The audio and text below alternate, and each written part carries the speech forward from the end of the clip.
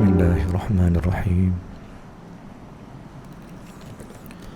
Assalamualaikum warahmatullahi wabarakatuh. Alhamdulillahi rabbil alamin. Nahmaduhu wa nasta'inuhu wa nastahdihi wa nastaghfiruh. ونعوذ بالله من شرور أنفسنا ومن سيئات أعمالنا من يهده الله فلا مضل له ومن يضلل فلا هادي له أشهد أن لا إله إلا الله وأشهد أن سيدنا محمدا عبده ورسوله اللهم صل على سيدنا محمد اللهم صل على سيدنا محمد اللهم صل على سيدنا محمد وعلى آله وصحبه أجمعين أما بعد. Alhamdulillah, syukur pada Allah Subhanahu wa taala. Syukur yang bermakna terima kasih pada Allah. Kita terima kasih pada Allah Ta'ala kerana telah diberikan nikmat yang bermacam-macam. Syukur pada Allah Subhanahu wa Ta'ala di atas segala pemberian Dia yang dipanggil nikmat. Pemberian Allah Ta'ala yang kita tahu atau yang kita tak tahu. Yang banyaknya kita tak tahu. Sikit sangat manusia yang mengetahui tentang nikmat Allah Ta'ala ini. Nikmat merupakan satu benda yang memberi kesenangan dan keselesaan. Dan nikmat yang terbesar, kalaulah orang suruh kita habang apa nikmat besar yang Allah bagi kita, salah satu jawapannya yang tuan-tuan nak bagi apa dia? Soalan. Kalau orang tanya apakah dia nikmat besar yang Allah bagi pada kita semua, salah satunya, ini bukan yang kecil, yang terbesar sekali, jawapan dia ialah Nabi Muhammad sallallahu alaihi wasallam. Nikmat Allah, dialah merupakan nikmat atas segala nikmat. Dialah raja kepada sebuah nikmat pemberian Allah Subhanahu wa taala. Sebab itu antara gelaran Nabi sallallahu alaihi wasallam ialah Sayyidul Wujudi, ketua kepada semua yang wujud,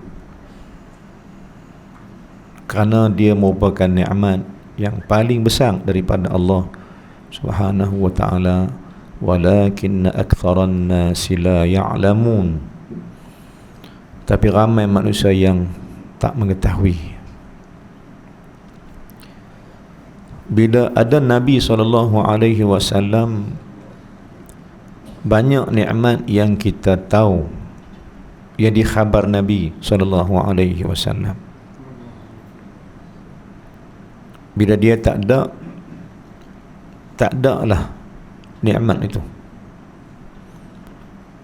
kerana dia juga merupakan kunci kepada cahaya alam. Sebab itu dalam kitab lama-lama disebutkan bahawa Muhammad itu nurun, dan Muhammad juga katanya dijadikan daripada nur, cahaya.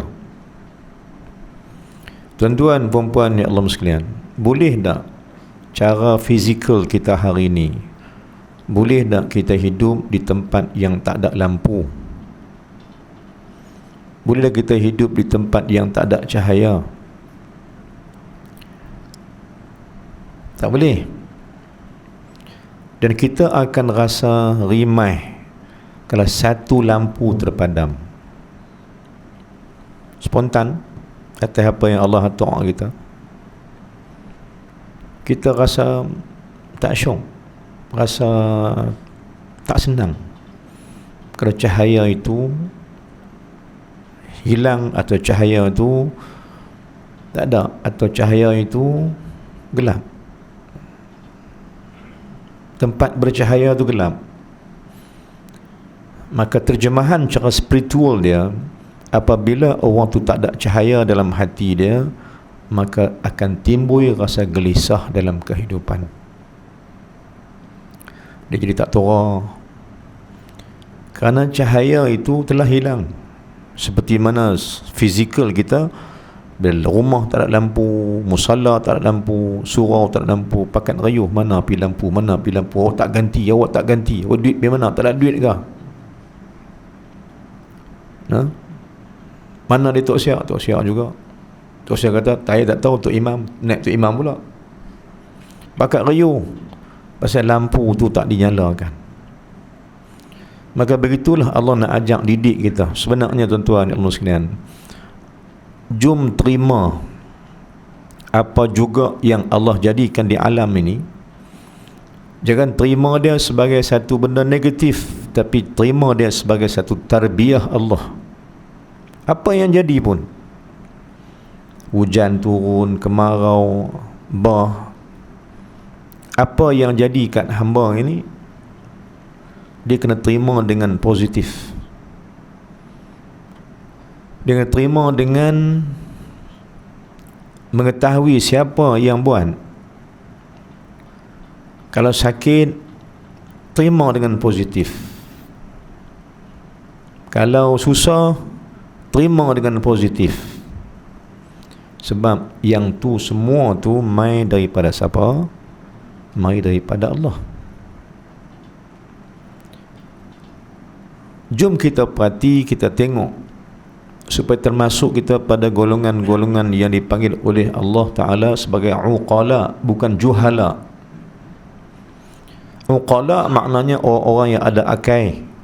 Juhala makna orang-orang yang jahil, tak reti apa. Jahil pada maksud Arab ialah tak kenal Allah, bukan bodoh. Dan seulang balik tuan-tuan, semalam saya sebut benda ni di Masjid Jami' Jelutung, satu yang Allah tunjuk kita semalam. Saya suka nak sebarkan benda di sini pula, walaupun kita ulangkan berkali-kali. Tuan-tuan yang sekalian, Rasulullah sallallahu alaihi wasallam Allah hantar mai ni untuk apa? Dalam bentuk apa? Rasulullah Allah hantar mai untuk apa? Jawapan yang kita bagi yang terbesar, Allah hantar mai Nabi ni dengan sebab dua perkara besar. Yang ni yang kita kena faham. Baik, seulang balik, Rasulullah Allah hantar mai untuk memberi kita dua benda besar. Pertama, Nabi mai nak ajar kita Islam atas nama ilmu. Dan tuan-tuan dan sekalian, saya pecahkan tuan-tuan, ilmu ni ada dua bentuk. Satu dinamakan ilmu pengetahuan, satu dinamakan ilmu amalan. Mana ada ilmu yang ambil tahu saja, patut ambil tahu saja, ambil tahu. Yang kata ambil tahu ni ialah nak bagi tahu kita tentang sesuatu perkara. Yang ambil tahu ni ada dua bahagi pula. Ada satu benda yang ambil tahu ni jadi wajib, satu lagi ambil tahu ni atas nama sunat, atas nama harus. Harus ambil tahu, sunat ambil tahu, dengan wajib ambil tahu, atas nama ilmu pengetahuan. Dia panggil ilmu pengetahuan. Mana bila kata ilmu pengetahuan, takat tahulah kamu. Tapi ilmu yang kita nakkan ini ialah pengetahuan yang ditukar menjadi amalan.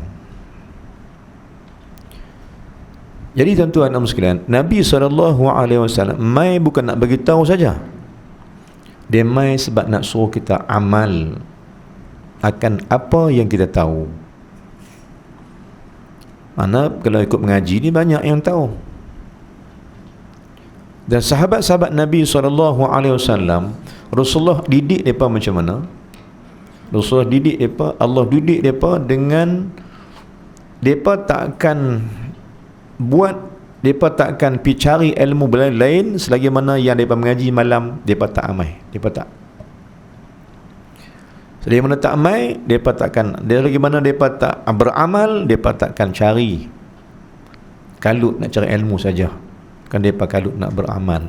Sepertinya contohnya sahabat-sahabat kata apa, kami bila hari-hari baca Quran, kami akan cari 10 ayat saja, 10 ayat baca, 10 ayat saja, sehingga kami beramal dengan semua isi ayat tu, baru kami pindah ayat lain pula.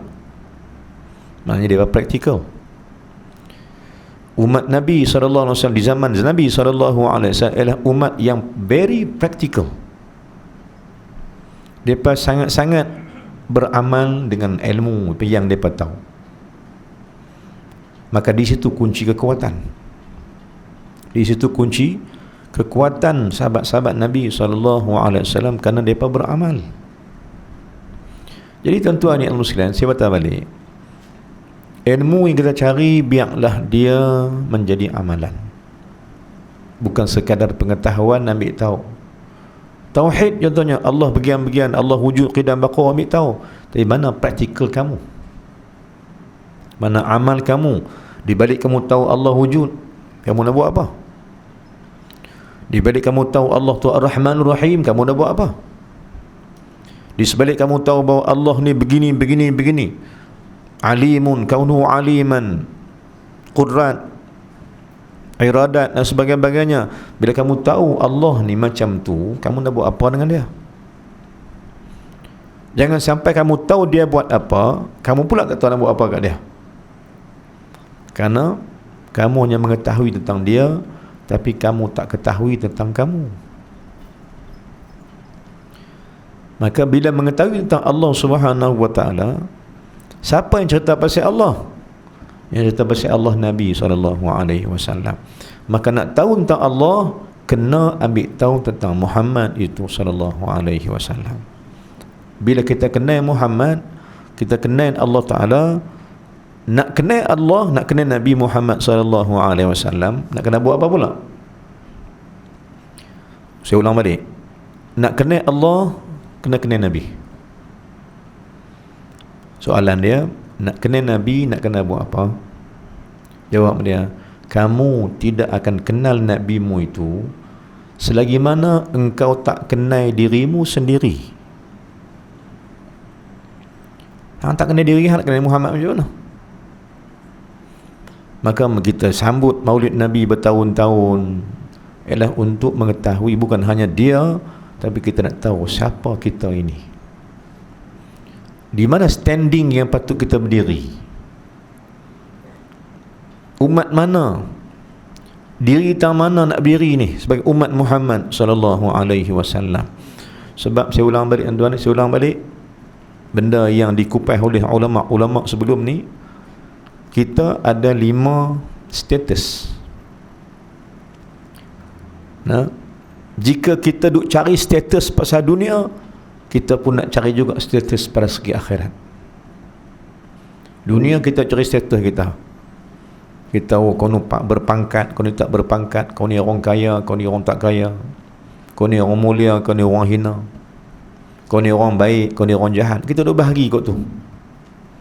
Duk bagi sama-sama kita.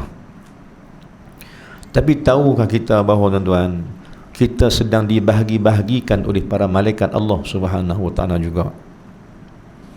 Kita pandai dia bagi orang. Orang ni bagi, orang ni tak bagi, orang ni pandai, orang ni tak pandai, orang ni kaya, orang ni tak kaya. Kita pandai bahagi. Tapi malaikat juga lebih pandai membahagikan kita ini. Jom kita faham balik tuan-tuan, dalam hidup kita ini, kita diarah untuk sentiasa mencari tapak-tapak tertinggi pada Allah Ta'ala. Kita disuruh oleh Nabi SAW ialah untuk mencari beberapa makam-makam yang amat dicintai Allah Subhanahu wa ta'ala. Wajib atas kita. Sebab tu kita belajar untuk tahu dan amal di atas pengetahuan supaya kita naik ke makam-makam yang tertinggi. Kalau kita sibuk dengan makam dunia, kita kena lebih sibuk dengan makam akhirat. Sebab Nabi SAW itu fi maqamin mahmud, pada makam yang terpuji. Sebab apa Nabi terpuji? Kerana dia mempunyai ilmu, tetapi bukan ilmu yang membuatkan dia terpuji. Yang kata Ahmad, nama di langit, Muhammad nama di bumi.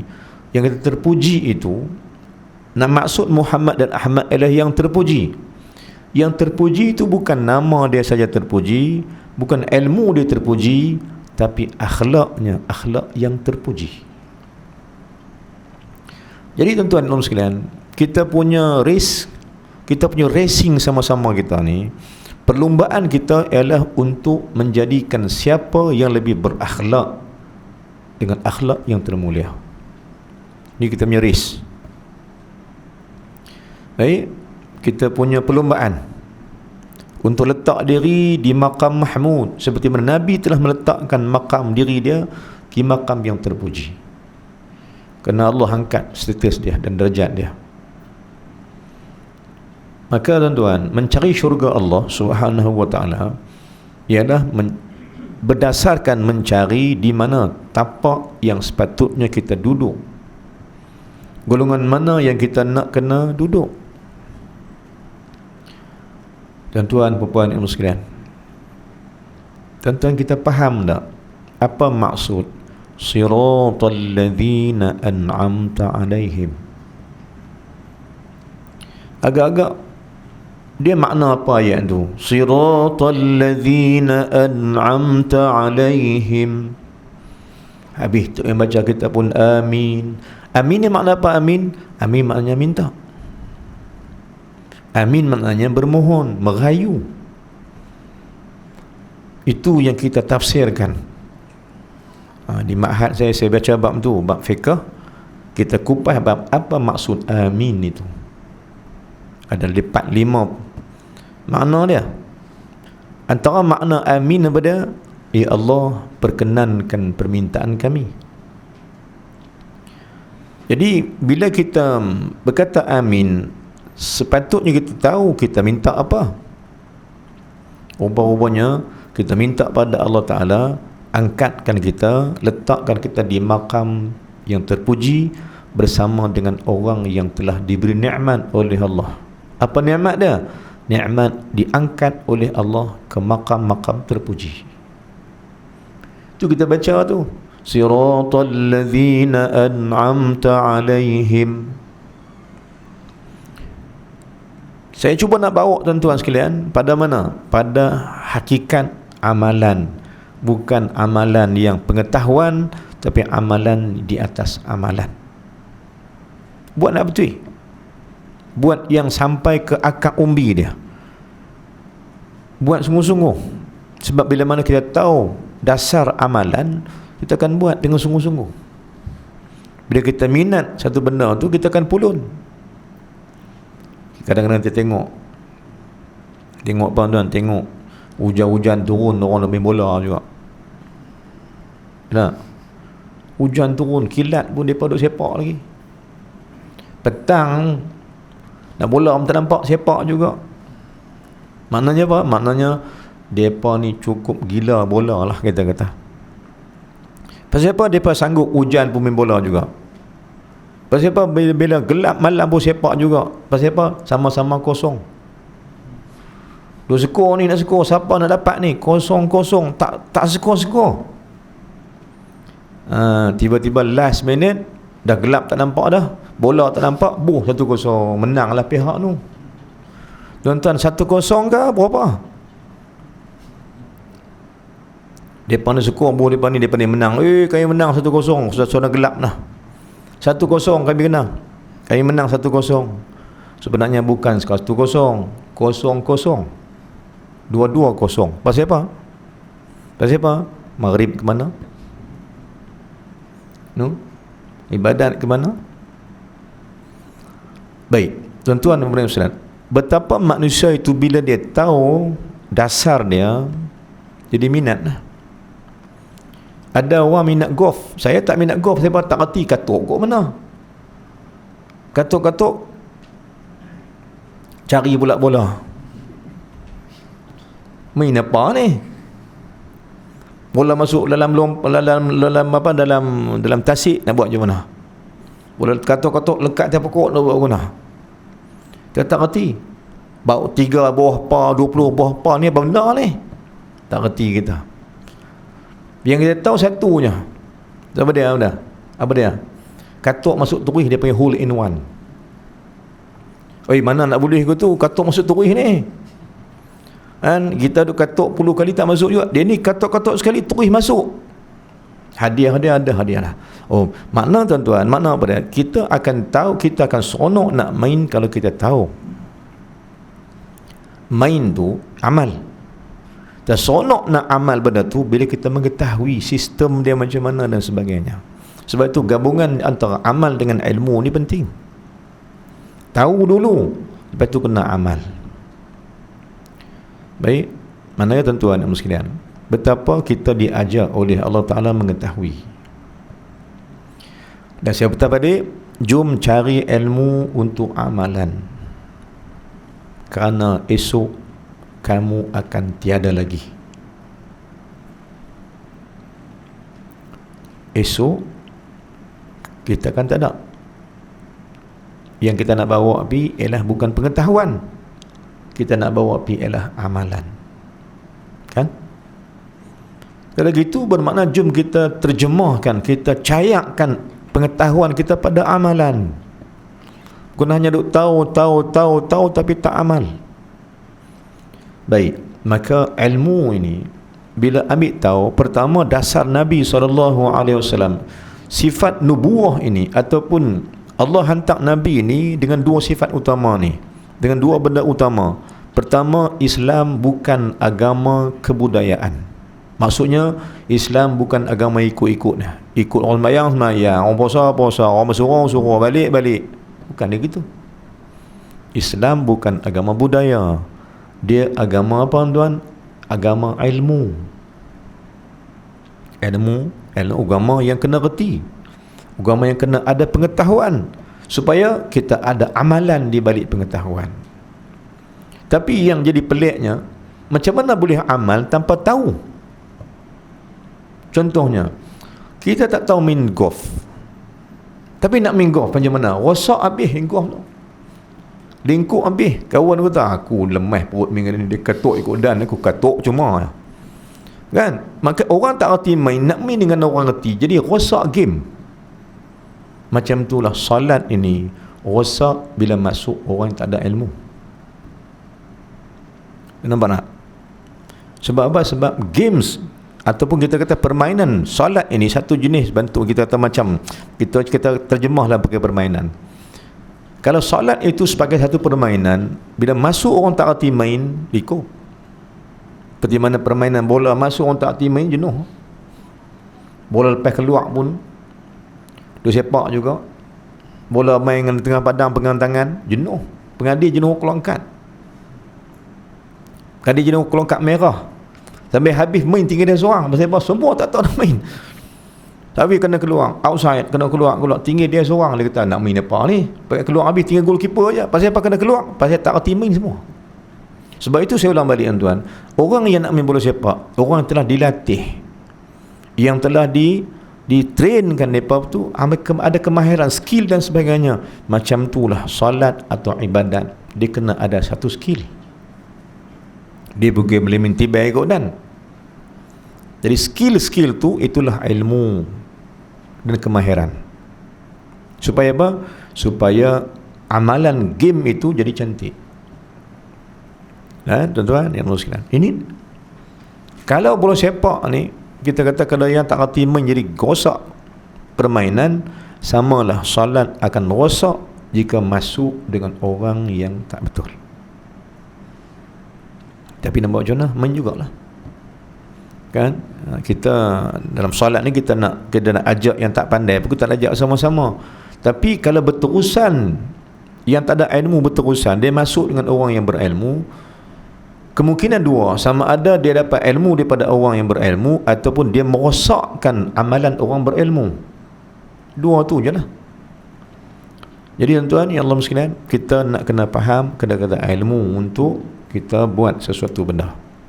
Seorang balik, Rasulullah mai bukan nak ajak kita apa-apa, tapi dia nak ajak kita supaya jadi umat yang berilmu.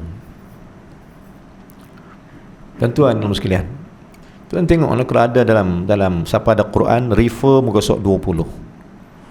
Ayat 129 130 131. Dari ayat 130 131 muka surat sebelah kiri, baris berapa? 1 2 3 4 5 daripada atas. Ayat tu Allah kata apa? Sebelum tu Allah kata dah, antara ayat Allah kata apa dah? Wa man yarghabu 'an millati Ibrahim hanifa illa man safiha nafsah. Adapun orang yang tak suka dengan agama Muhammad, agama yang dibawa Ibrahim itu, ialah orang yang bodoh. Orang yang tak suka dengan agama yang dibawa oleh Ibrahim. Wa man yarghabu 'an millati Ibrahim. Orang-orang yang tak suka dengan agama Ibrahim, ini agama Hanif, yang mempermainkan agama Hanif, Allah kata mereka ini bukan orang yang berakal, dan mereka orang yang bodoh. Kenapa dia bodoh? Sebab Ibrahim itu ialah pilihan Allah untuk manusia tiru, dan keturunan Ibrahim itu akhirnya datangnya atau mainnya Nabi SAW. Baik, maka sebelum tu ayat tu apa dia? Innallaha astafa lakum, Allah telah pilih kamu untuk agama ni. Agama ni agama apa tuan? Agama ni bukan agama duduk saja, agama tak erti apa, tak. Agama Islam ialah agama ilmu. Dalil? Apa dalil bahawa Islam kena ilmu? Dalilnya ialah ayat pertama turun, ajak buat apa? Ayat mula-mula turun, Allah suruh buat apa? Allah suruh duduk saja? Dah. Allah suruh cari ilmu, pengetahuan. Tahu, pertama yang kata pengetahuan tu apa dia? Tahu kamu siapa Tuhanmu. Ambil tahu itu dulu. Dan macam mana kamu tahu ke Tuhanmu tu sebab dia? Kamu kena kenal nabimu yang mengajak, yang tunjuk kamu Allah Ta'ala itu. Kena kenal Muhammad yang nak tunjuk siapa Allah. Dan soalan saya balik, macam mana kamu nak kenal diri Muhammad itu? Macam mana nak tahu Muhammad ni sebab dia? Jawapan ulama bagi, kamu kena kenal dirimu. Kamu kena kenal diri ke? Baik. Nak tahu siapa kita ni? Seperti saya sebut tadi, makam yang ada pada Allah Ta'ala, yang pada Allah tengok kita ni, yang Allah nak angkat kita ni, yang Allah nak kita jadi, dia ada 5. Dia ada 5 peringkat. Apa dia tuan? Saya baca balik sebagai tazkirah balik. Pertama, makam pertama ialah Muslim Islam. Muslim. Itu makam pertama kita. Kemudian tuan-tuan, saya tanya tuan, selesa dah, seronok dah, puas hati dah ke dengan Islam tu? Puas hati? Satisfied? Seronok dah? Dah. Sebab apa? Sebab ada makam kedua yang Allah minta kita jadi. Apa makam kedua? Mukmin. Atas nama iman. Islam, iman. Orang Islam dia panggil muslimin, orang iman dia panggil mukminin, mukminat. Itu tahap kedua. Status kedua ataupun peringkat martabat kedua ataupun makam kedua, kena usaha jadi orang yang beriman. Islam Allah bagi, alhamdulillah. Iman kamu kena cari. Dia tak hidup saja juga. Lepas tu saya ulang balik tuan-tuan, ulang balik apa yang dikatakan oleh Syekh Abdul Qadir Jilani tentang ya ayyuhallazina amanu. Kata dia, ketahui kamu makna allazina amanu itu ialah orang-orang yang berilmu. Amanu tu ialah orang beriman. Beriman apa? Beriman tu ialah berilmu. Kerana iman ilmu ni satu benda yang sama. Tak ada iman, tak ada ilmu, tak ada iman. Kenapa? Kan Islam dah ada tapi iman tak ada. Bila tak ada iman, bila kamu tak cari dia. Lain dalil lain tuan-tuan, dalil lain. Ayat kedua pada surah Al-Baqarah. Tengok nak saya nak kupas nah. Allah kata apa? Alif Lam Mim yang pertama, ayat kedua, zalikal kitab la raiba fihi hudan lil muttaqin.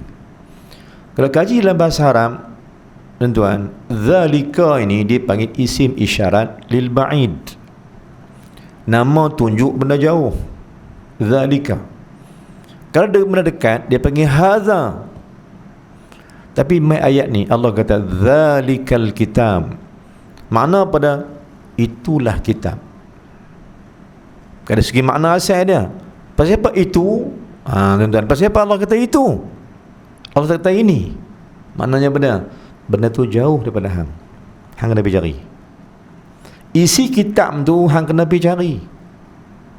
Hang tak duduk saja. Maknanya ilmu ni hang kena pergi cari. Pertama, kena pergi cari. Jauh hang kena pergi cari. Yang kedua, kata ulama, sebenarnya kitab itu akan dijauhi oleh ramai manusia.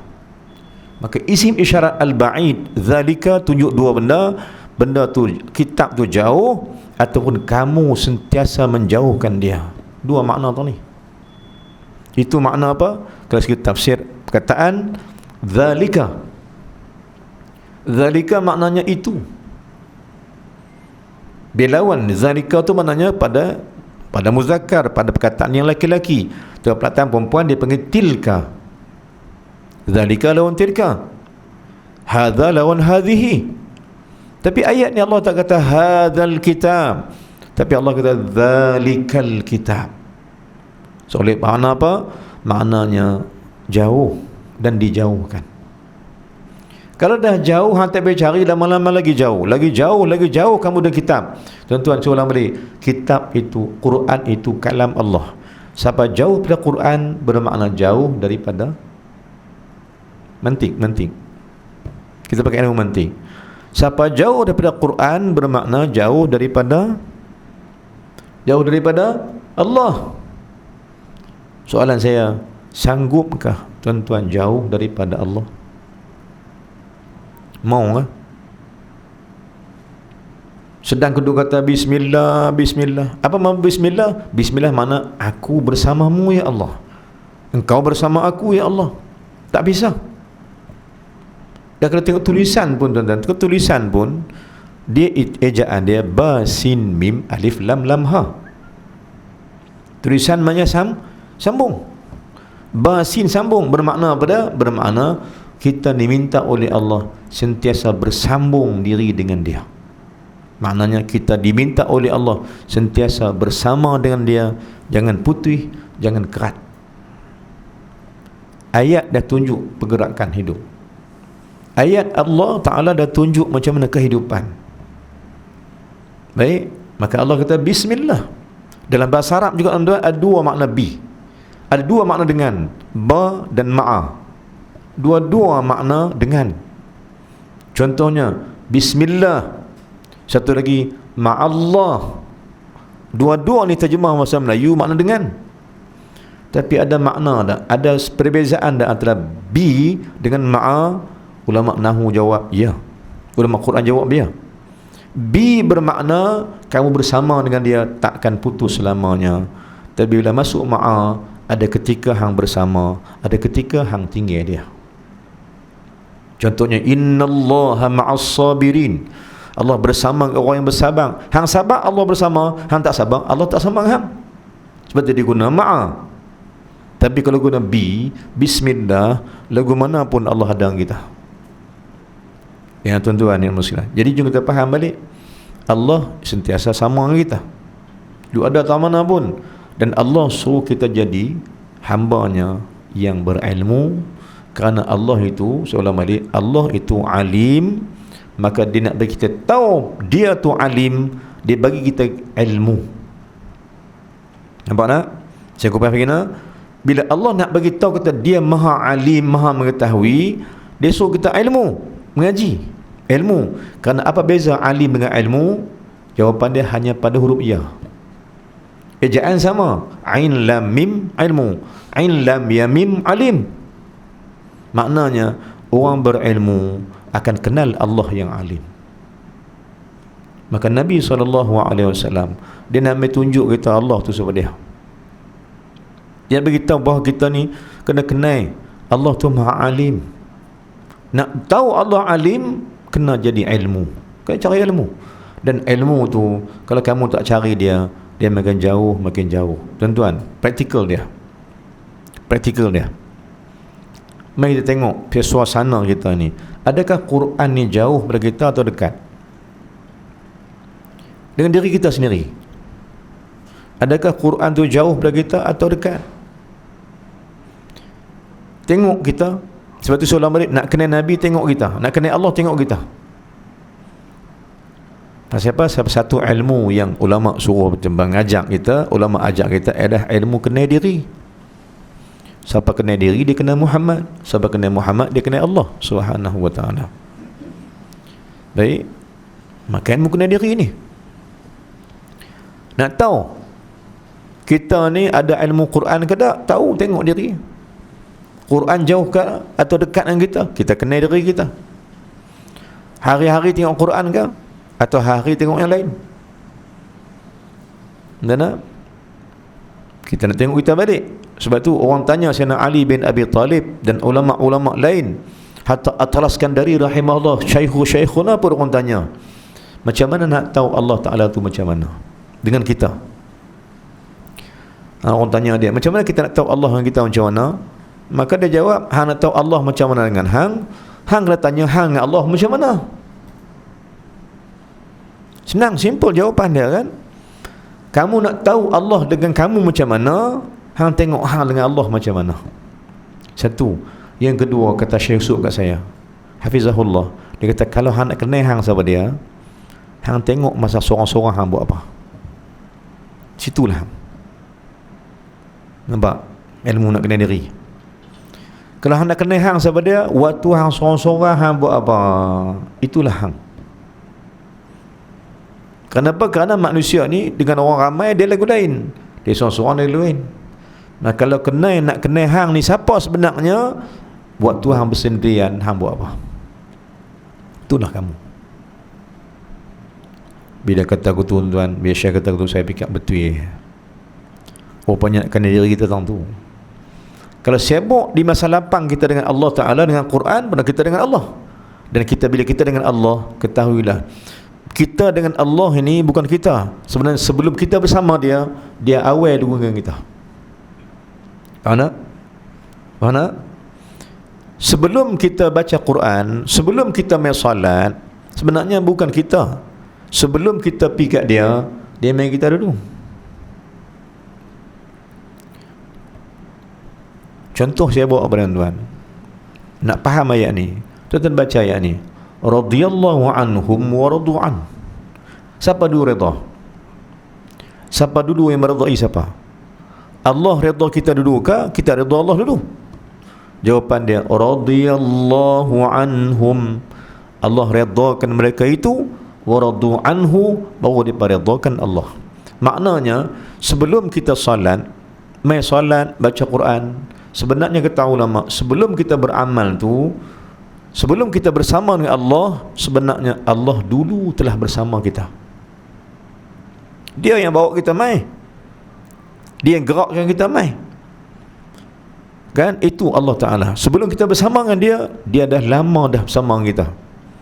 Dan tanda Allah bersama kita bila kita dapat bersama dengan dia.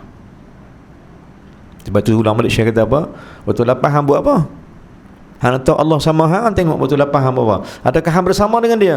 Kalau sama dengan dia, ketahuilah bila kamu bersama dengan dia, Allah bersama kamu. Tapi kalau kamu tak bersama dengan dia, maknanya Allah tak bersama dengan kamu. Bismillah ni baca sebagai ucapan saja, dia bukan praktikal, dia bukan amalan. Sekarang apa Nabi nak ajak kita, tuan-tuan? Nabi nak ajak apa? Nak ajak kita untuk sentiasa bersama Allah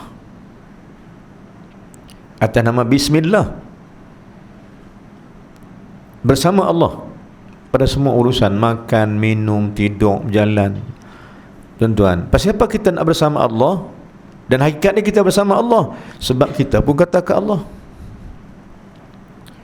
kita kata-kata ke Allah Ta'ala benar ni. Selain berbismillah, apa kita kata lagi, tuan? Untuk bersama Allah, tuan-tuan, tidakkah tuan-tuan kata inna salati wa nusuki wa mahyaya wa mamati lillah? Tidakkah ayat itu tunjuk bahawa segala benda aku buat kerana-Mu dan bersama-Mu? Ya, inna salati wa nusuki wa mahyaya wa mamati lillah, kerana-Mu dan kerana-Mu dan kerana-Mu dan bersama-Mu. Kerana Allah Ta'ala, kata Syekhuna, kata Syekh Abdul Qadir, kata Syekh Abu Hasan Syazuli rahimahullah, dia kata nak mai kerana, dia takkan mai lagi mana dia tak mai ba itu. Nak kata buat kerana Allah, takkan mai kerana Allah bila Allah tak bersama kamu. Kamu takkan dapat buat kerana dia. Faham lagi? Soalan balik dah. Kamu takkan dapat buat kerana Allah bila Allah tak bersama kamu. Siapa kata ni? Kata Syekhuna Syekh Abu Hasan Asy-Syazuli rahimahullah subhanahu wa ta'ala. Maka jangan hang kata hang buat kerana Allah bila hang sentiasa berpisah dengan Allah. Jangan. Hang mohong ya. Hang tipu. Aku buat kerana Allah, kerana Allah, kata gitu. Tapi kamu takkan dikira kerana Allah perbuatan kamu bila kamu tidak bersama dengan dia. Apa maksud bersama, tuan-tuan? Apa maksud bersama? Kita dengan Allah, bismillah dengan apa? Nak sama dengan apa? Kita, tuan-tuan, kita kena faham balik tauhid, asas tauhid. Allah tu Tuhan, kita ni hamba. Macam mana kita nak sama dengan dia? Dia Tuhan, kita makhluk. Dia Khalik, kita makhluk. Boleh kita bersama dengan dia? Boleh, pasal dia suruh. Soalan dia, kata Syekh Abu Hasan Syazuli rahimahullah, orang tanya ni kat dia. Orang tanya kat dia benda ni. Yang ni saya sempat belajar dengan Syekh Yusuf Hasani Hafizullah. Dia kata apa, bila Abu Hasan Syazuli orang tanya dia, macam mana sama Allah sedang kita makhluk, dia Khalik, dia Tuhan, kita hamba, macam mana sama Allah? Jawab dia, kamu dapat bersama Allah dengan sifat-sifatnya. Kamu dikira bersama Allah, dapat bersama Allah jika engkau tertakluk dirimu dengan segala sifat-sifat dia. Baik, sifat Allah apa dia? Sifat Allah yang di siapa tunjuk ni. Allah nak suruh kita sama dia, dia hantar siapa dia? Dia hantar Muhammad sallallahu alaihi wasallam, nak tunjuk macam mana nak duduk dengan Allah. Faham lagi cerita dia? Maka Muhammad Allah hantar mai sebagai manusia biasa. Ana basyarum mithlukum yuha ilaihi, kata dia. Kata Allah Ta'ala khitab atas Nabi sallallahu alaihi wasallam. Apa dia maksudnya? Ana basyarum mithlukum. Kata Nabi, dia kata kita, ana basyarum mithlukum, aku macam hampa jugalah. Nabi kata aku macam hampa. Maksud dia manusia biasa. Pada hayat dia, kehidupan dia manusia biasa, tapi sebenar hakikat dia bukan manusia biasa. Dia manusia amat luar biasa, tapi hidup biasa macam orang lain pula. Beza Nabi dengan kita apa dia, tuan? Beza Nabi dengan orang lain ialah makan minum macam kita juga. Bezanya ialah apa dia? Yuha ilaih. Dia ni diberi wahyu oleh Allah. Maka kata ulama lain, siapa nak bagi beza dia dengan orang lain, ambil wahyu Allah itu, perdalamkan ilmu wahyu. Maksudnya mengaji Al-Quran. Bila Allah nak perasingkan kamu dengan seseorang, Allah bagi ilmu Quran, pengetahuan kamu tentang Quran, agar kamu beramal dengan segala amal-amal Quran itu. Tuan-tuan, kita cerah buat pencerahan, bagi jelas. Jadi tuan-tuan, ya Allah sekalian, kita patah balik. Bila Allah nak bagikan kita ini faham pasal dia, nak bersama dengan dia, dia bagi akhlak. Dia suruh kita berakhlak dengan akhlak Nabi-Nya. Maka saya ulang balik, Allah Ta'ala hantar Nabi mai untuk pertama tahu bahawa Allah tu siapa dia, dan kedua nak tahu Allah tu siapa dia, untuk dan lebih meyakinkan dan lebih mengangkatkan martabat Allah sebagai Tuhan. Kita nak kena amal. Nak amal pula tuan, nak angkat Allah sebagai Tuhan. Amal kita ialah amal hamba, bukan amal Tuhan. Kita kena buat amal hamba. Apa amal hamba? Hamba ini amalan dia ialah hamba lah, sentiasa mencari keredaan Allah. Apa amalan hamba? Yang kedua, amalan hamba ialah dia kena beramal, dia kena masuk satu benda utama, yakni akhlak dan adab. Maka Nabi SAW mai kerana nak ajak kita dua benda. Satu, nak ajak kita ilmu. Yang kedua, nak ajak adab. Kerana orang beradab akan diangkat tinggi oleh Allah Subhanahu wa ta'ala. Saya kupai bab ni semalam, boleh refer, tengok dalam YouTube, tengok dalam FB. Kita hurai bab ni dalam ceramah semalam di Masjid Jerutung. Saya tak panjang-panjang bab ni, boleh tengok dalam tu, insya-Allah. Jadi tuan-tuan, perempuan dan sekalian, jom kita faham hari ni, masa saya nak terang juga malam ni. Jom kita punya perlombaan kita punya sama-sama fight, sama-sama kita menuju pada Allah ialah dengan ilmu dan dengan amal. Kerana itu yang dibawa Nabi SAW. Amal pula bukan amal biasa, tapi amal yang kena buat dengan adab. Senang dan senang, sebagai satu perasaan mudah. Anak tuan-tuan ada ramai. Ada anak yang adab dia tinggi, ada anak kita yang adab dia kurang sikit. Dia main pada kita juga, tuan-tuan, main kita juga. Tapi Allah uji kita dengan anak yang kurang adab kadang-kadang. Baik, bila anak ni dia kurang adab sekian kita, ada anak yang ada adab, ada anak yang kurang adab. Saya tanya tuan-tuan, yang mana tuan-tuan lebih sayang? Cara kehidupan lah. Yang mana dari tuan-tuan lebih sayang? Jawapan dia senang. Saya pun tahu, tuan-tuan pun tahu, kita akan lebih senang dan sayang anak yang beradab.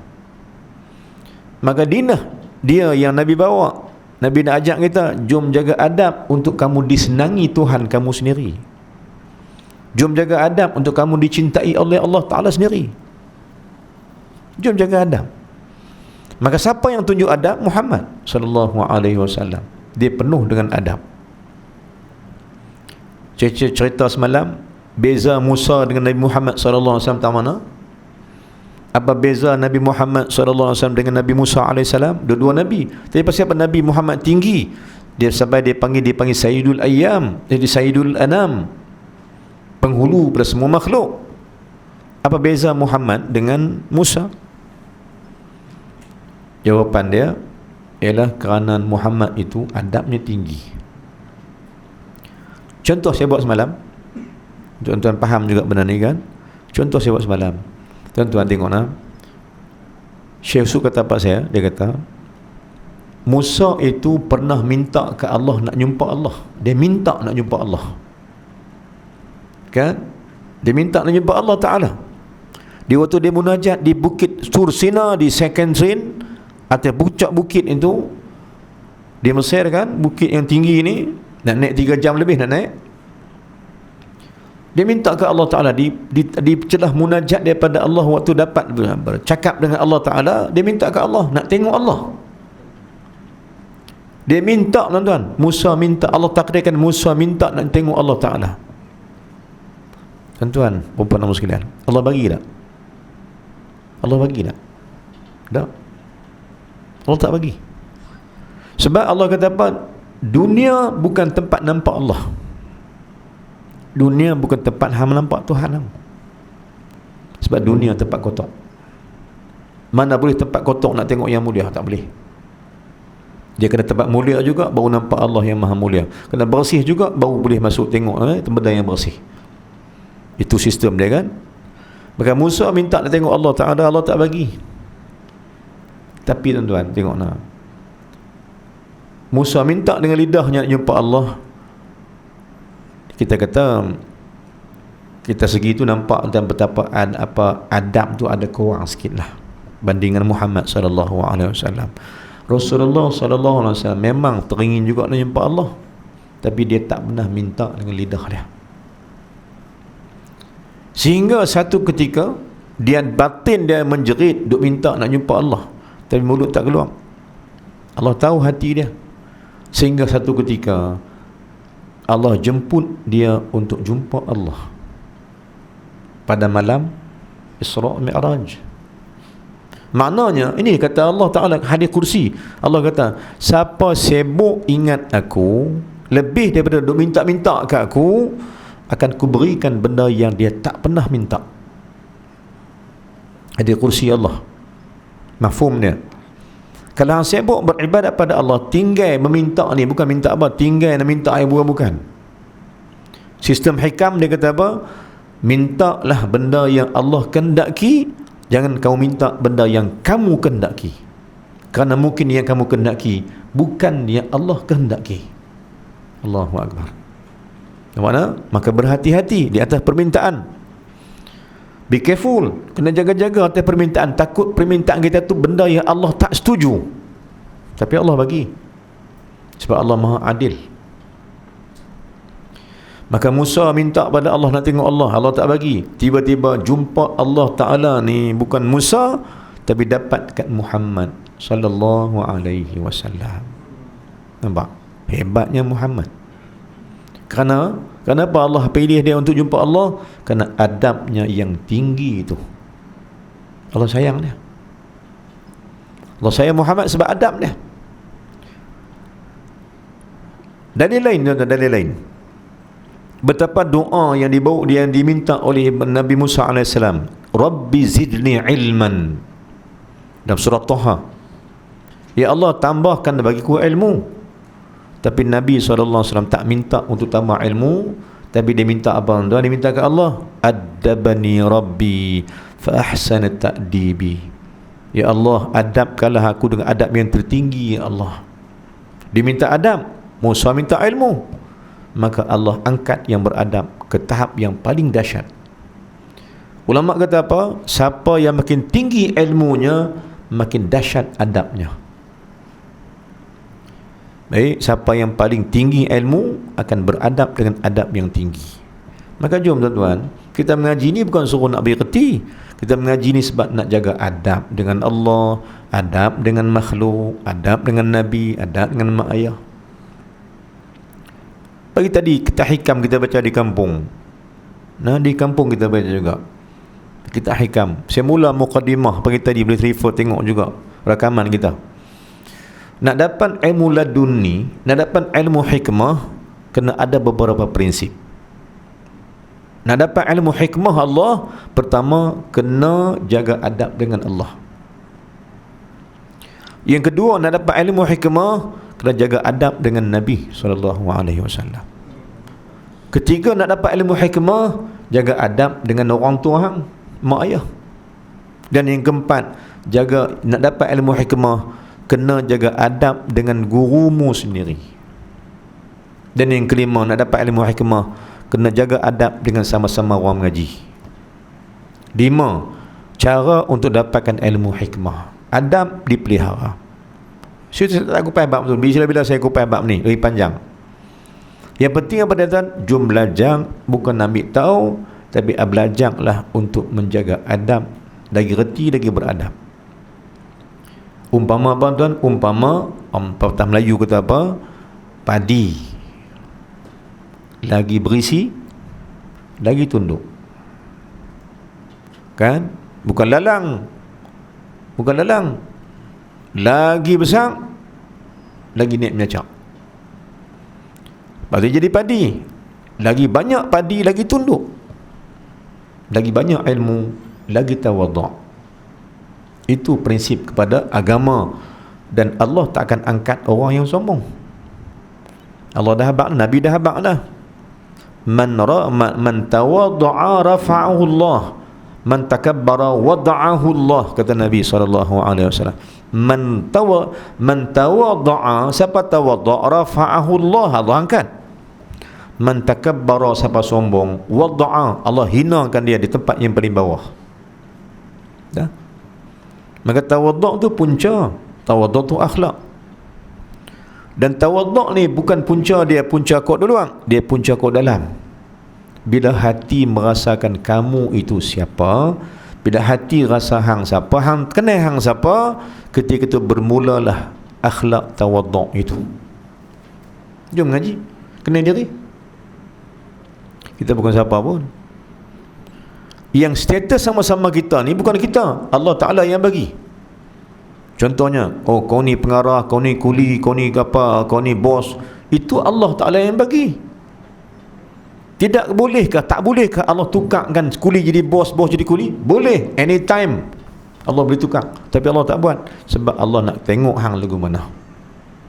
Adakah hang nak sombong atau nak tawaduk? Sedang apa yang ada kita ni semua Allah, aturan Allah Subhanahu wa ta'ala. Saya teringat satu kisah jadi dekat Syekh Abdul Qadir Jilani rahimahullah Subhanahu wa ta'ala, dalam kitab Wali-Wali Allah. Satu hari Syekh Abdul Qadir Jilani dia berjalan dengan anak murid dia. Dia berjalan dengan murid dia, dia tengok tepi jalan tu ada seorang gila duduk tidur tengah jalan. Orang gila ni ikut dan ke mana-mana kan. Tapi orang gila-gila pun bagus dah. Kenapa? Covid tak cari orang gila tuan, dia cari orang tak gila ni. Sampai kita jadi gila bila nak pakai topi kena rasa ceruk nak. Penjarakan tak penjarakan, kita jadi gila bila. Nah, itu kata nak kedah bila naik balik, hari ni naik balik 900 ke 800 ke 900 naik 1000 balik dah. Kita pun jadi gila bila nak habis ni, bila nak habis ni. Orang gila dia relax pun, tak ada penjarakan pun. Memang tak ada penjarakan, siapa semua orang jarak pada dia kan. Semua orang jarak pada dia, tak perlu jarak, dia orang jarak pada dia. Makan apa yang ada, tutup mulut, dah tidur ikut suka, tak ada apa pun.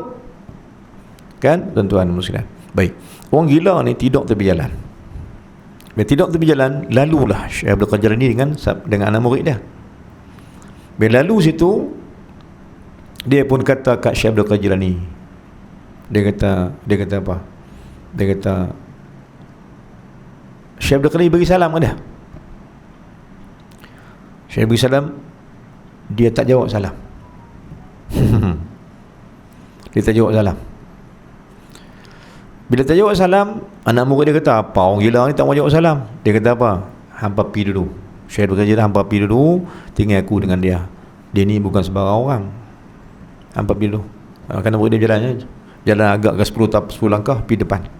Maka dia pun duduk beradab di depan orang gila ni. Orang kata dia gila, tapi Syekh Abdul Qadir tak. Apa pilu, ni orang ni bukan orang gila ni. Maka dia kata apa? Wahai orang, wahai rijal, wahai hamba Allah. Syekh Abdul Qadir, pasal apa tak jawab salam aku? Maka dia kata apa? Macam mana aku jawab? Sebab aku yang bagi salam kat hang dulu. Allahu Akbar. Sebelum hang bagi salam kat aku dah mula awal bagi salam kat hang. Hang tak jawab? Maka tahulah bahawa sesungguhnya Syekh Abdul Qadir tahu yang ni bukan orang gila. Maka dia pun tanya, wahai hamba Allah, hang buat petang ni? Dia kata, ramai orang kata aku gila. Hang kata aku gila tak? Dia tanya Syekh Abdul Qadir ni. Semua orang kata aku gila. Semua orang kata aku gila. Hang kata aku gila tak? Syekh Abdul Qadir kata, tak. Dia kata, semua orang kata aku gila. Pasal aku tidur tengah jalan, makan apa yang ada. Adakah aku gila? Syekh Abdul Qadir kata, tidak. Hang tak gila. Baik. Kalau hang gila pun, hang bukan gila pada makhluk, tapi gila cinta pada Allah. Maka dia kata tu, bila kata tu, bangkit dia. Dia bertidur dia. Dia kata, Syekh, wahai Abdul Qadir Jilani, tak pakai Syekh. Wahai Abdul Qadir Jilani, boleh tak Allah, dia kata, hang jawab soalan aku. Jawab soalan apa? Dia kata, tanya Syekh Abdul Qadir ni, dia kata, adakah tidak Allah Ta'ala tu berkuasa? Syekh Abdul Qadir jawab, ya. Dia tanya lagi, adakah Allah itu berkuasa? Ketika soalan kedua jadi, Syekh Abdul Qadir dah ketak lah. Soalan kedua main kat dia ketak lah. Dia kata, ya. Kemudian tanya lagi, orang gila tanya lagi, adakah Allah itu berkuasa? Maka rebah pingsan Syekh Abdul Qadir ni, rebah dia.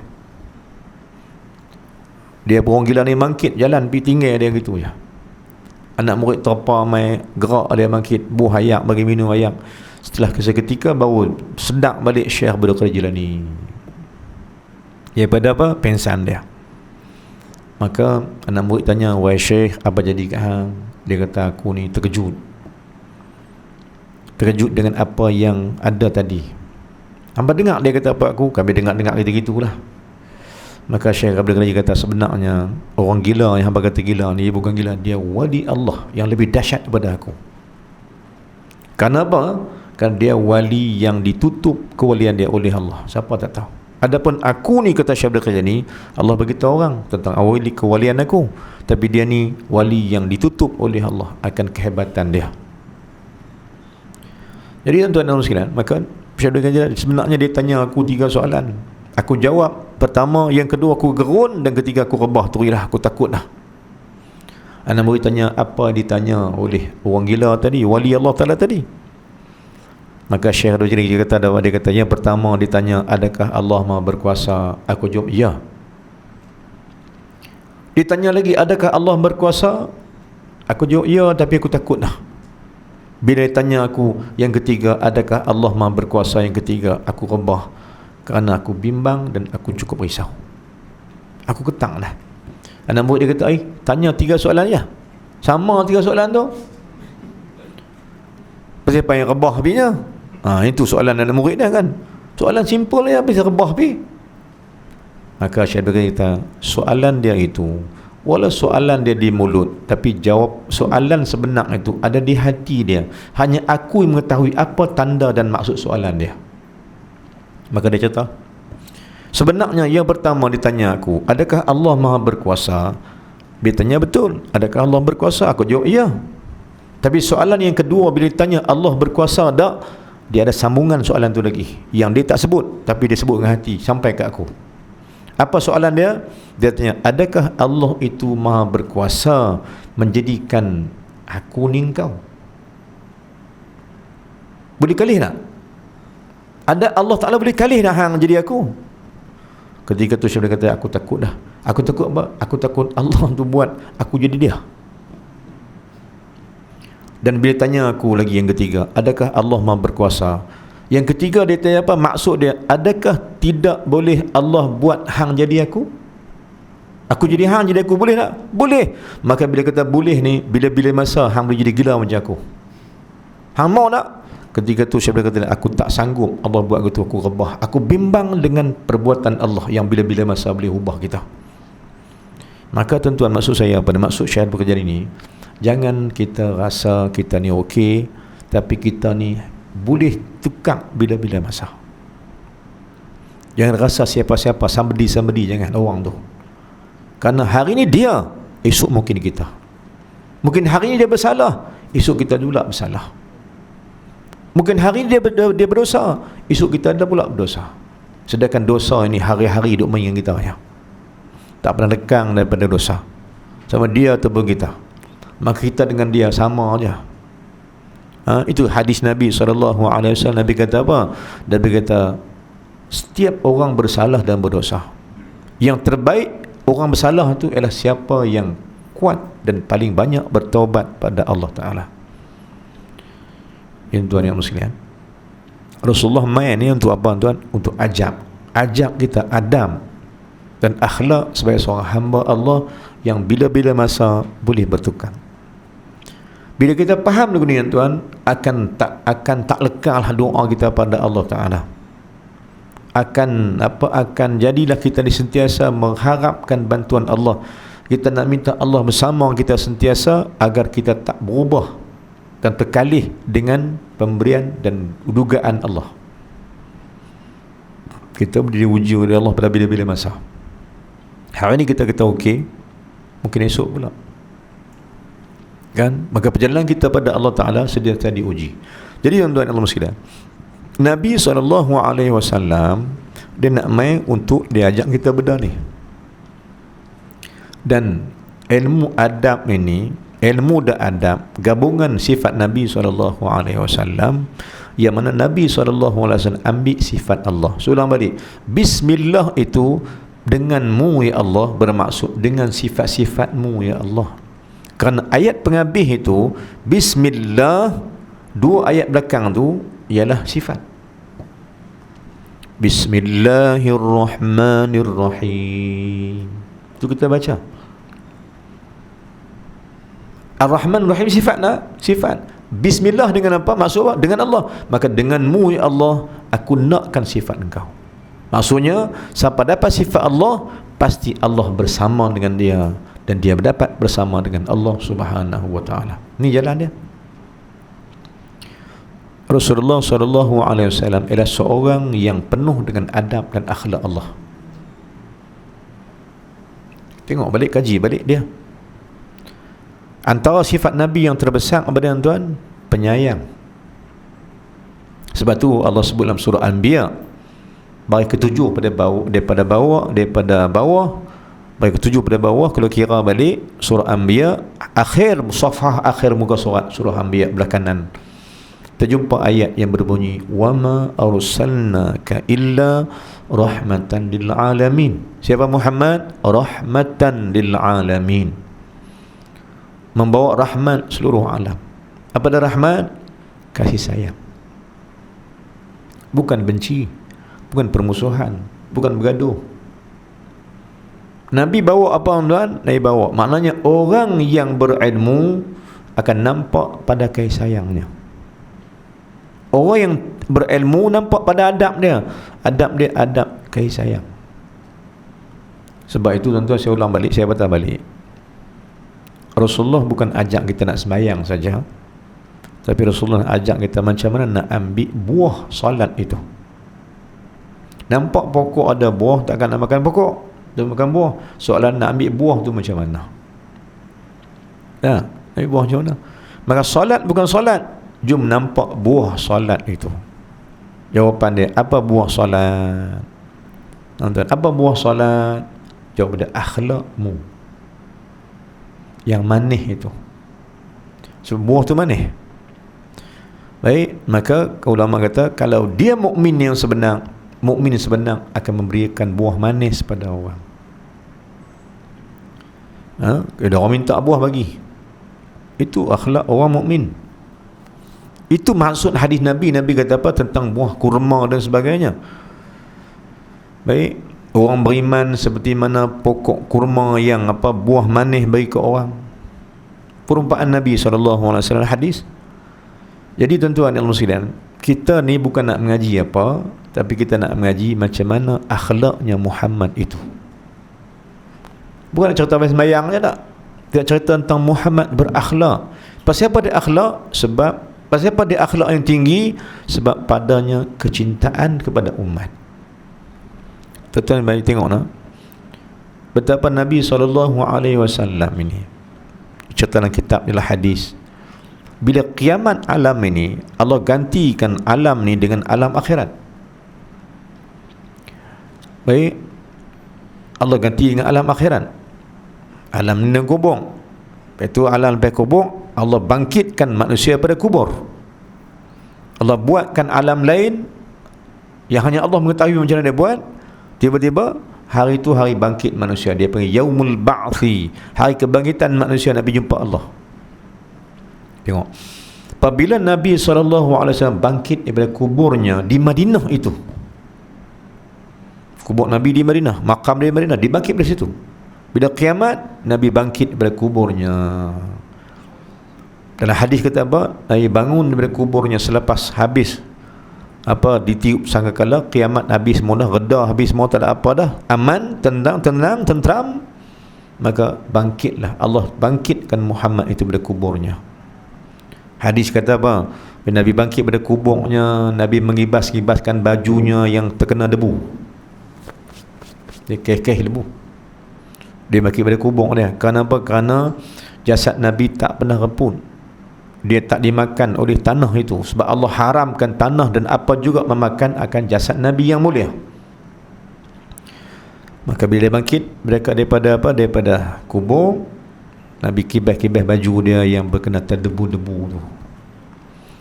Bila dia bangkit, dia kibas-kibas baju dengan debu, dia tercari-cari. Pasal Nabi bangkit seorang-seorang.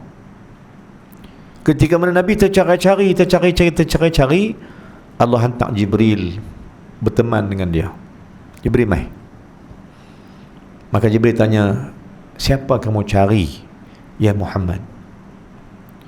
Nabi tercari-cari juga. Jibril tanya, siapa kamu cari, ya Muhammad? Apa jawab Nabi SAW? Dia kata dia, aku mencari di mana umatku. Dia tak tanya pasal ayah dia, tak tanya pasal siapa-siapa. Dia tanya, mana umatku itu? Nak abang tuan, betapa cintanya Muhammad kepada umat dia. Sayang sungguh umat Muhammad pada umat dia. Cuma masalahnya macam kita lah, mak ayah sayang anak, tapi anak tak pernah tahu bahawa mak sayang dia macam mana, ayah sayang dia macam mana. Macam tu Nabi SAW, tuan, kita tak pernah tahu dia sayang kita lagu mana, tapi sebenarnya dia amat sayang kita. Dia tanya pasal apa?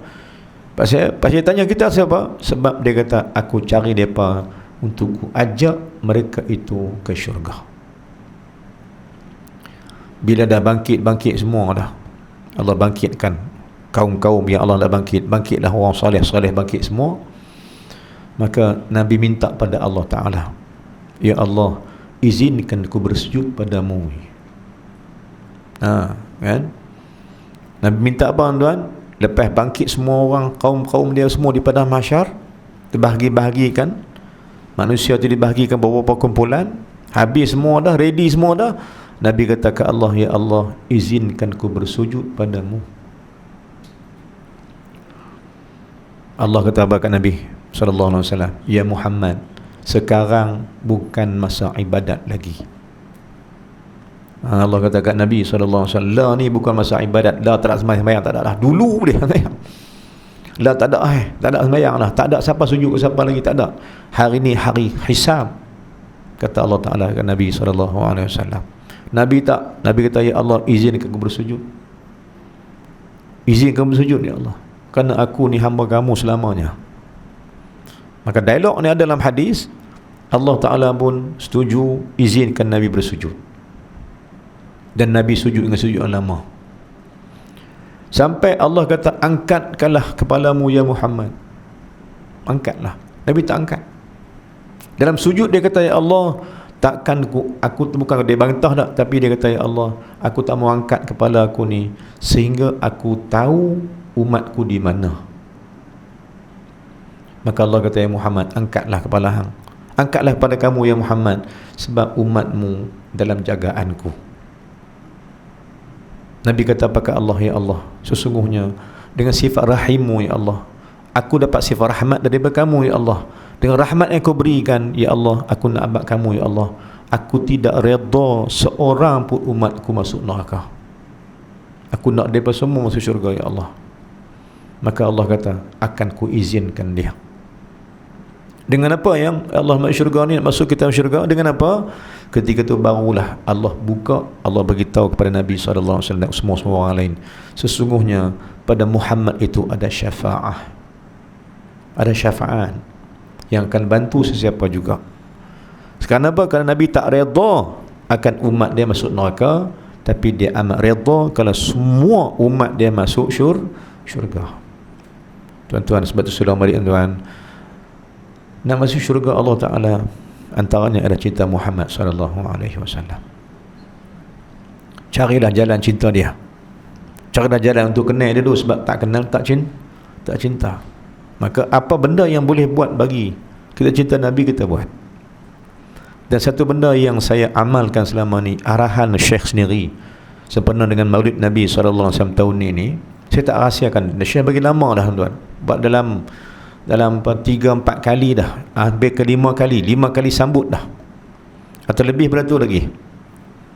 Apa Syekh kata kat saya semalam, habis kuliah semalam, mai satu orang pemuda pakai baju biasa, pakai simple, pakai seluar, baru berjubah dalam, simpan baju kemeja, budak muda, remaja.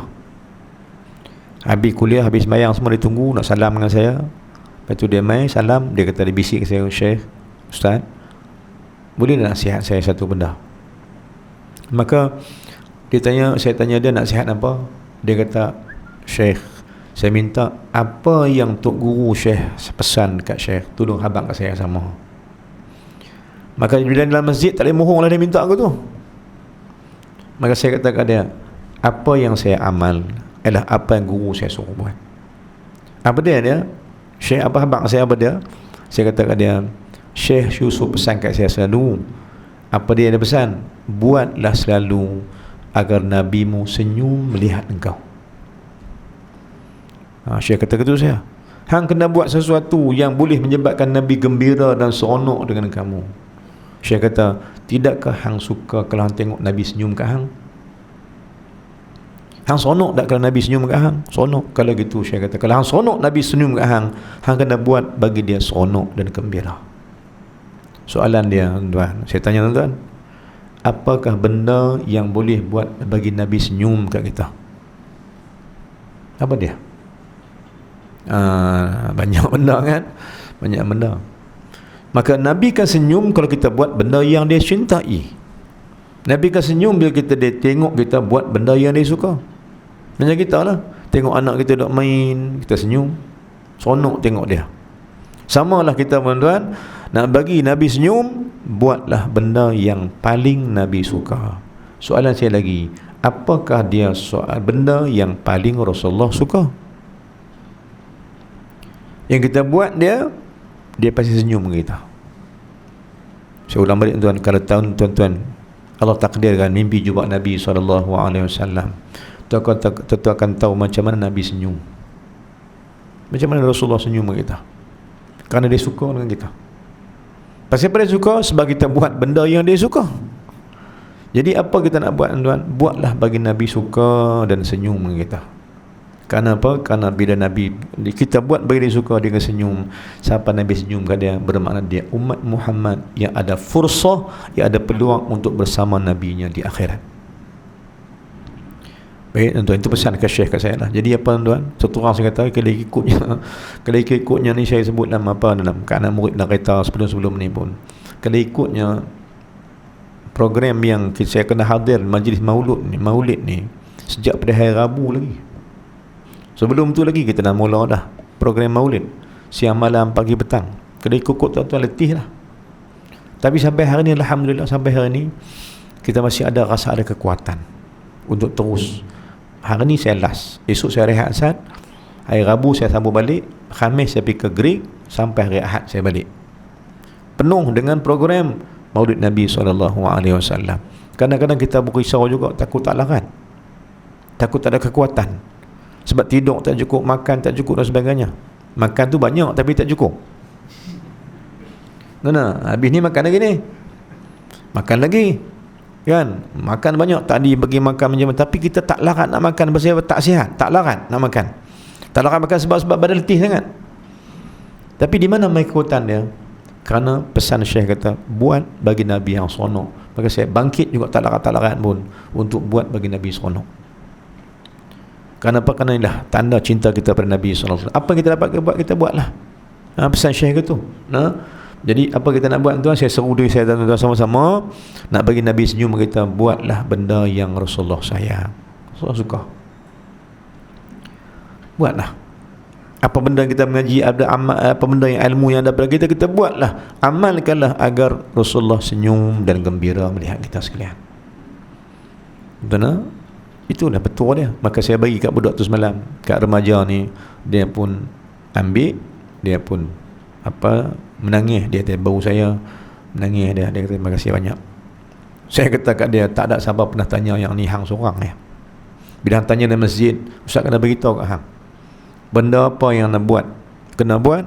Jangan Syekh pesan kat saya, kata buatlah selalu agar Nabimu gembira dan seronok dengan engkau. Carilah benda apa saja yang dapat kita buat, kita buat. Kerana kita nak buat bagi Nabi seronok. Kerana siapa yang buat Nabi seronok, Allah seronok dengan dia. Baik, bila Allah seronok kita, apa Allah buat? Allah ampun dosa kita, dan Allah rahmati kita, dan Allah masukkan kita ke tempat-tempat yang baik bersama dengan orang yang baik. Syekh kata apa? Tanda bahawa Allah buatkan kamu di tempat yang baik, Allah nak angkat kamu di tempat yang baik, ialah apabila Allah dudukkan kamu dengan orang-orang yang baik. Nak tahu apa Allah buat kita? Nak tahu juga kan apa status kita ni, tak mana kita, siapa kita? Maka Syekh kata apa? Kalau hang nak tahu kamu duduk tak mana, siapa kamu, tak mana kamu duduk, maka tengoklah siapa yang berteman dengan kamu. Situlah kamu. Kalau kamu suka ditemani oleh ulama-ulama, bermakna kamu sedang diambil oleh Allah untuk jadi orang baik. Tapi kalau kamu ditemani oleh orang yang tak belok, maka kamu sedang dibenam oleh Allah ke tempat yang tak baik. Sebab apa? Sebab kamu akan bersama dengan siapa yang kamu sayang. Hadis Nabi SAW, Nabi kata apa? Anta ma'a man ahbabta. Kamu pasti bersama dengan siapa yang kamu cinta. Kamu sayang siapa? Jadi tuan-tuan dan sekalian, kita bukan nak mengaji apa, kita belajar untuk mengetahui akan satu amalan yang boleh kita beramal agar kita selamat di depan Allah Subhanahu wa taala. Dan amal kita nak buat pula bukan amal biasa, tapi amal yang ada bisanya, yakni amal yang ada akhlak dan adab. Di sanalah, sebab tu Nabi habaq juga, aku diutus oleh Allah Ta'ala untuk sempurnakan akhlak-akhlak yang mulia. Bu'ithtu liutammima makarimal akhlaq. Allah utus aku untuk sempurnakan akhlak-akhlak manusia bagi elok. Itu tujuan Allah telah hantar Nabi, untuk jadikan kita orang yang beradab, berakhlak dengan akhlak Allah, dengan akhlak Nabi SAW. Maka tuan-tuan dan sekalian, inilah perjuangan kita dan inilah benda yang kita nak cari selama kita hidup ini. Jom jaga dua benda, jaga ilmu untuk tahu akhlak, dan tahu akhlak, jaga adab dengan Allah, jaga adab dengan Nabi SAW, jaga adab dengan mak ayah, jaga adab dengan guru, dan jaga adab dengan sesiapa juga. Kita pasti mendapat redha Allah Subhanahu wa taala. Wallahu a'lam. Aqulu qawli hadza, astaghfirullahal azim li wa lakum. Salim muslimina wal muslimat wal mu'minina wal mu'minat fastaghfiru fa yafuzul mustaghfirin wa najat taibin. Itu saja, insya-Allah. Maaf banyak atas segala benda yang tak yang tak sengaja dan sebagainya, terasa bahasa. Dan kita jumpa lagi lah di masa-masa depan, izin Allah Subhanahu wa taala. Bismillahirrahmanirrahim. Alhamdulillah wassalatu wassalamu ala Rasulillah wa ala alihi wa sahbihi ajma'in. Allahumma ighfir lana dhunubana wa liwalidayna warhamhuma kama rabbayana shaghira. Jami'il muslimina wal muslimat birahmatika ya arhamar rahimin. Allahumma zidna ilman nafi'an wa amalan salihan maqbula. Allahumma ja'alna minal ladzina yastami'una al-qawli fayattabi'una ahsanah. Allahumma ja'al jam'ana hadha jam'an marhuma wa tafarruquna min ba'dihi tafarruqan maksuma. Ya Allah, ya Tuhan kami, Kau ampun, sudilah kiranya Kau ampunkan semua dosa-dosa kami, ya Allah. Kerana kami makin faham, kami sedang bahawa kamilah hamba-Mu yang banyak dosa padamu, ya Allah, ya Tuhan kami. Ya Allah, Tuhan kami, ampun juga dosa mak ayah kami, ya Allah, yang banyak didik kami untuk mengenal Engkau, ya Allah, untuk mengenal Nabi SAW. Dan ya Allah, ya Tuhan kami, jadikanlah malam ini ataupun jadikan majlis kami majlis menyambut maulid Nabi-Mu SAW. Jadikanlah asbab majlis ini agar kami diampun dosa oleh Engkau, ya Allah, ya Tuhan kami. Jadikanlah penyebab malam ini juga penyebab untuk Kau ampunkan dosa mak ayah kami, ya Allah. Jadikan juga penyebab malam ini untuk Kau ampunkan dosa anak-anak kami, isteri kami dan seluruh kawan-kawan kami, Allah, ya Tuhan kami. Dan ya Allah, Tuhan kami, jadikanlah benda ini ataupun jadikanlah maulid Nabi kami sambut ni penyebab untuk kami dapat menyebutkan nama-Mu dan menyebutkan nama Muhammad sallallahu alaihi wasallam di akhir hayat kami nanti, ya Allah. Dan jadikan juga sambutan maulid baik kami sambut ini agar asbab dapat kami masuk syurga-Mu, ya Allah, ya Tuhan kami. Dan jadikanlah benda ni asbab untuk kami dapat bersama Nabi-Mu sallallahu alaihi wasallam di akhirat nanti, ya Allah, ya Tuhan kami. Dan jadikanlah malam ni juga asbab untuk kami dapat redha-Mu, rahmat-Mu, dan kami dapat kebahagiaan dunia akhirat dengan izin-Mu ya Allah ya Tuhan kami. Jadikanlah segalanya asbab untuk kami dapatkan kebaikan fid dunia wal akhirah. Itulah kami doa padamu ya Allah ya Tuhan kami. Izin dan redha-lah ya Allah ya Tuhan kami. Rabbana atina fid dunya hasanah wa fil akhirati hasanah wa qina adzaban nar. Sallallahu ala sayyidina Muhammadin wa ala alihi wa sahbihi wasallam. Walhamdulillahirabbil alamin. Assalamualaikum warahmatullahi wabarakatuh.